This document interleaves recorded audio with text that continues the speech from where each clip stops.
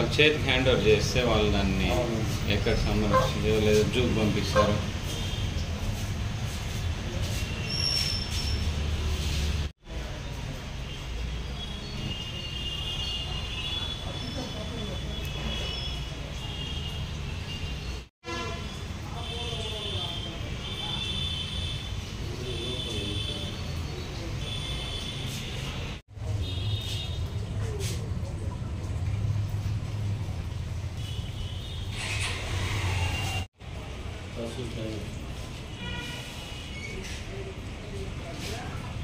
సార్కి అప్పగిచ్చి వాయిస్ ఇస్తారా? Voice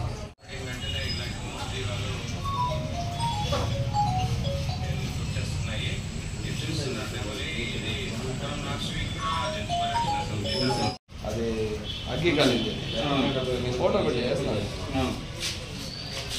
voice ఇప్పుడు మీదే చెప్తున్నారు.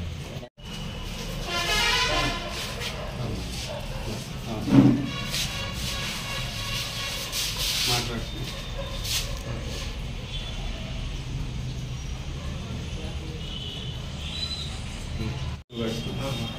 ఎండ తీవ్రత ఎక్కువ ఉండడం వల్ల ఇలాంటి జాతీయ పక్షులు మన జనసంచారంలో వచ్చేస్తున్నాయి.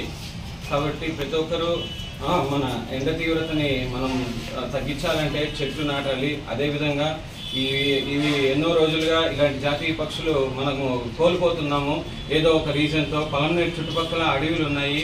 అడవుల్లో ఉండే జంతువులు జనసంచారంలో వస్తున్న వెంటనే అవి ఏదో విధంగా వాటి ప్రాణాలు కోల్పోతున్నాయి. ఈ రోడ్ డెవలప్మెంట్ వల్ల కావచ్చు, లేదా ఎండ ఎక్కువ ఉండడం వల్ల కావచ్చు. కాబట్టి మేము ఫారెస్ట్ డిపార్ట్మెంట్ వారికి తెలియజేయడం ఏమనగా, గత వారం కూడా ఈ అడవి కాల్చేయడం జరిగింది ఎవరో అనామకులు. కాబట్టి మీరు వీటిని తగిన చర్యలు తీసుకొని కఠినంగా వాళ్ళని శిక్షించి ఇలాంటి మూగజీవాల్ని కాపాడాలని తెలియజేసుకుంటున్నాము. రాబోయే రోజుల్లో మనం ఈ పిక్చర్స్తోనే మనం చూసే పరిస్థితి అయిపోతుంది. ఈ మధ్యకాలంలో పక్షులు స్పారోస్ అయితే అసలు కనపడడం లేదు. అదేవిధంగా నిన్న కూడా ఒక రోడ్ దాటు జింక్ చనిపోవడము చాలా బాధాకరం. పలమనేరు వాసులుగా ఉండి మన చుట్టుపక్కల అడవులు ఉండడం వల్ల మనకి ఏనుగులు అవ్వచ్చు, ఇలాంటి పక్షులు అవ్వచ్చు, చాలా మటుకు జనాల్లోకి వచ్చి వెంటనే కొందరు వాటిని సంరక్షిస్తే మంచిదే. కానీ ఏదో విధంగా హాని చేస్తే మాత్రం మన సంపదని మనమే పోగొట్టుకున్నట్టు అవుతుంది. కాబట్టి మీ ఫారెస్ట్ డిపార్ట్మెంట్ వారు తగిన చర్యలు తీసుకొని ఇలాంటివన్నింటినీ నిర్వహించి ఇలాంటి ప్రాణాలను కాపాడాలని తెలియజేస్తున్నాం. Thank you. మాకు దొరికి నా పేరు సందీప్ రాయల్, అదేవిధంగా మా నాన్న విష్ణురామ్ గారు, మా మదర్ శాంతికుమారి గారు. మాది ఇక్కడ మన్నానాయుడుపల్లి గ్రామము.